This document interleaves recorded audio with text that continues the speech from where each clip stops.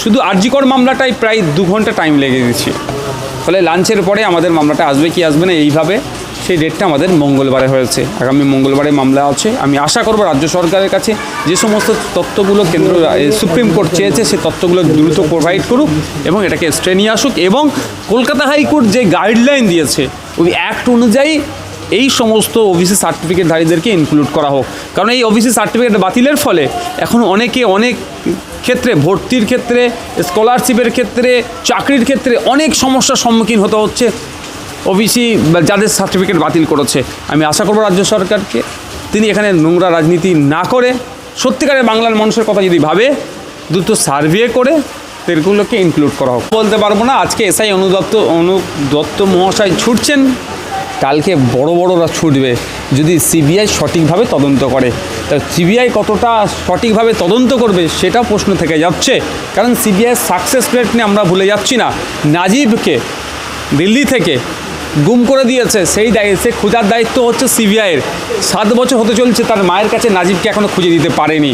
বড় কেস সিবিআইয়ের হাতে আছে, সারদা থেকে শুরু করে এখনও সেটাকে সমাপ্ত করতে পারলো না এই সিবিআই।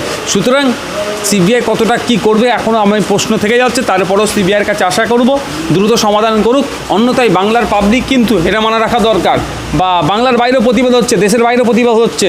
প্রতিবাদটা শুধু এইটাই কারণেই হচ্ছে, কোন সরকারের আমলে হচ্ছে তার থেকে বড় কথা অন্যায়ের বিরুদ্ধে প্রতিবাদ হচ্ছে, বিচার চেয়ে প্রতিবাদ হচ্ছে।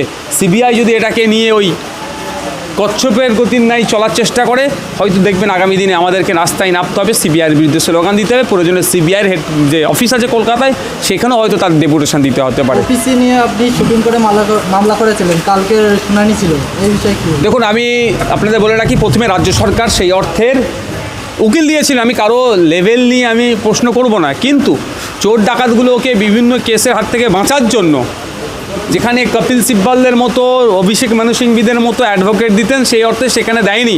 আমি কলকাতা রাজপথে দাঁড়িয়ে আপনাদের বলেছিলাম যদি নেক্সট হিয়ারিংয়ে যদি সেই অর্থে না উকিল দেয় কিন্তু বিপদ আছে।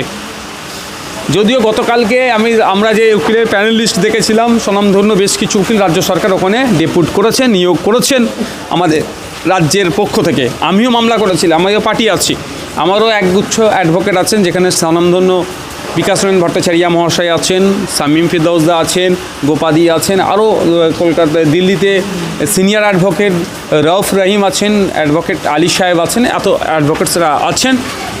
তো গতকালকে আমাদের মামলা ছিল, কিন্তু কালকে চিপের ঘরে এত মামলা ছিল আপনার